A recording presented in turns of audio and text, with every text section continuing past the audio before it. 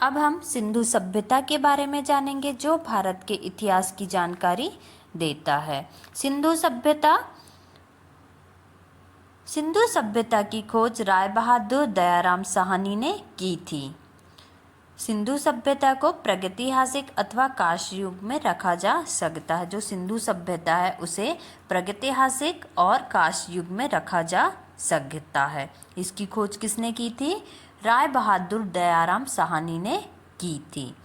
इस सभ्यता के मुख्य निवासी द्रविड़ एवं भूमध्य सागरी थे। इसके जो सिंधु सभ्यता के निवासी हैं वो द्रविड़ एवं भूमध्य सागरीय थे। सिंधु सभ्यता या सैंधव सभ्यता नगरी सभ्यता थी। सिंधु सभ्यता या सैंधव सभ्यता नगरी सभ्यता थी। सैंधव सभ्यता से प्राप्त परिपक्व अवस्था वाले स्थलों में केवल 6 को ही बड़े नगर की संज्ञा दी गई है। जो सैंधव सभ्यता से प्राप्त परिपक्व अवस्था वाले स्थल थे वो केवल कितने हैं? 6 ही हैं।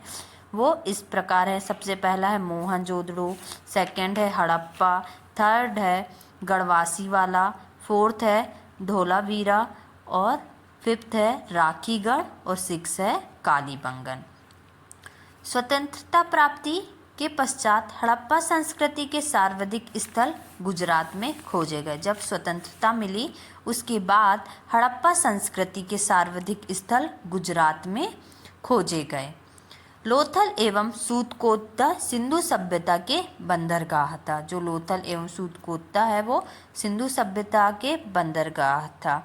जुते हुए खेत और नकाशीदार ईंटों के प्रयोग का साक्ष्य कालीबंगन से प्राप्त हुआ। जो जुते हुए खेत हैं और जिसमें नकाशी की जाती है वो ईंट जो उसका प्रयोग साक्ष्य या प्रमाण कालीबंगन से प्राप्त हुए हैं। मोहनजोदड़ो से प्राप्त अन्नगार अन्न या अनाज का कोठा, जो अन्नगार कहते हैं हम उसे अन्न या अनाज का कोठा कहते हैं, संभवतः सैंधव सभ्यता की सबसे बड़ी इमारत है। मोहनजोदड़ो से जो अन्न प्राप्त होता है या अन्न का या अनाज का जो कोठा होता है वो सैंधव सभ्यता की सबसे बड़ी इमारत है। अग्निकुंड लोथल एवं कालीबंगन से प्राप्त हुए। जो अग्निकुंड होते हैं वो हमें लोथल एवं कालीबंगन से प्राप्त हुए हैं। मोहनजोदड़ो से प्राप्त एक सील पर 3 मुख वाले देवता पशुपतिनाथ की मूर्ति मिली है। मोहनजोदड़ो से जो प्राप्त एक सील पर 3 मुख वाले देवता जिसे हम पशुपतिनाथ की मूर्ति कहते हैं वो मूर्ति मिली है, जिनके चारों ओर हाथी, गेंडा, चीता एवं भैंसा विराजमान है। मोहनजोदड़ो से नर्तकी की एक कांस्य मूर्ति मिली है। हड़प्पा की मोहरों पर सबसे अधिक एक श्रृंगी पशु का अंकन मिलता है। जो हड़प्पा की मोहरें होती हैं उसमें सबसे अधिक एक श्रृंगी पशु का अंकन मिलता है। सिंधु सभ्यता की लिपि भाव चित्रात्मक है। जो सिंधु सभ्यता है उसकी जो लिपि है भाव चित्रात्मक है। यह लिपि दाई से बाई ओर लिखी जाती है। इस लिपि को राइट से लेफ्ट की ओर लिखते हैं। सिंधु सभ्यता के लोगों ने नगरों तथा घरों के विन्यास के लिए ग्रिड पद्धति अपनाई। जो सिंधु सभ्यता के लोग थे उन्होंने अपने घरों को और नगर को क्या किया? उनको जमा कर रखने के लिए ग्रिड पद्धति अपनाई। सिंधु सभ्यता में मुख्य फसल गेहूं और जौ है। सिंधु सभ्यता की मुख्य फसल क्या है? गेहूं और जौ। सैंधववासी मिठास के लिए शहद का प्रयोग करते थे। जो सैंधववासी थे वो मिठाई के रूप में शहद का यूज़ करते थे।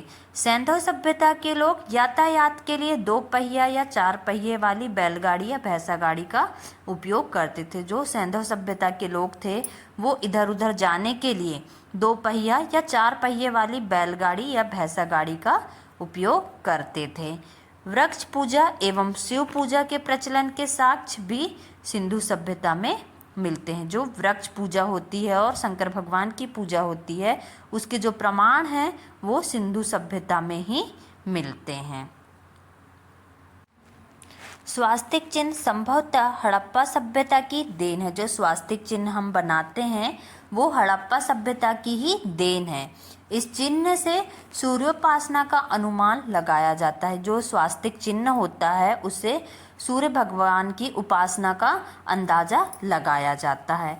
सिंधु घाटी के नगरों में किसी भी मंदिर के अवशेष नहीं मिले हैं। जो सिंधु घाटी है उनके जो नगर हैं उनमें किसी भी मंदिर के अवशेष नहीं मिले हैं। सिंधु सभ्यता में मातृ देवी की उपासना सर्वाधिक प्रचलित थी। जो सिंधु सभ्यता में मातृ देवी की उपासना सर्वाधिक प्रचलित थी। पशुओं में कुबड़ वाला सांड इस सभ्यता के लोगों के लिए विशेष पूजनीय था। सिंधु सभ्यता के जो लोग थे वो पशु के रूप में जो कुबड़ वाला सांड है वो उसकी पूजा करते थे। सैंधववासी सूती एवं ऊनी वस्त्र का प्रयोग करते थे। जो सैंधववासी थे वो सूती और ऊनी वस्त्र ज़्यादा पहनते थे। मनोरंजन के लिए सैंधववासी मछली पकड़ना, शिकार करना, पशु पक्षियों को आपस में लड़ाना, चौपड़ और पासा खेलना आदि साधनों का प्रयोग करते थे। जो सैंधववासी थे अपने मनोरंजन के लिए मछली पकड़ते थे, शिकार करते थे, पशु पक्षियों को आपस में लड़ाते थे, चौपड़ या पासा खेलते थे। सिंधु सभ्यता के लोग काले रंग के डिज़ाइन किए हुए लाल मिट्टी के बर्तन बनाते थे। जो सिंधु सभ्यता के लोग थे वो क्या करते थे, काले रंग के डिज़ाइन किए हुए लाल मिट्टी के बर्तन बनाते थे। क्या करते थे, लाल मिट्टी के बर्तन बनाते थे और उसे काले रंग से डिज़ाइन करते थे।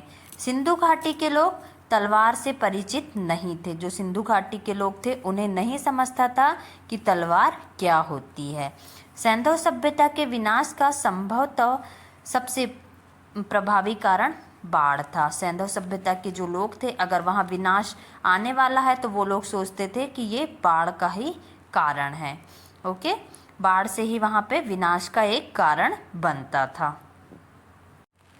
आग में पकी हुई मिट्टी को टेराकोटा कहा जाता है। जो आग में मिट्टी को पकाई जाती है उसे टेराकोटा कहा जाता है।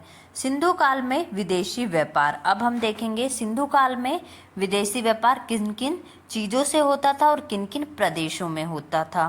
तांबा, तांबा का आयात कहाँ कहाँ होता था, खेतड़ी में, बलूचिस्तान में, ओमान में। ओके, चांदी, चांदी का आयात कहाँ कहाँ होता था, अफगानिस्तान में और ईरान में।